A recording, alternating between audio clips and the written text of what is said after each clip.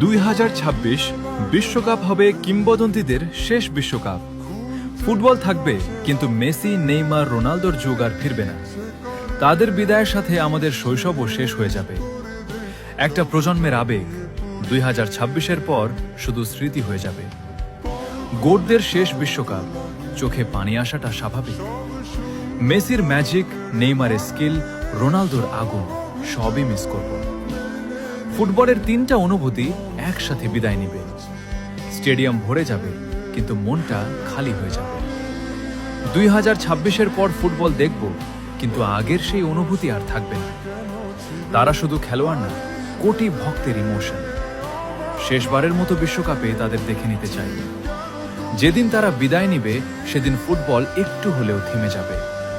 Messi, Neymar, Ronaldo, তিনটা নাম না, তিনটা ইতিহাস। লেজেন্ডরা শুধু মাঠ ছাড়বে, ভক্তদের হৃদয়।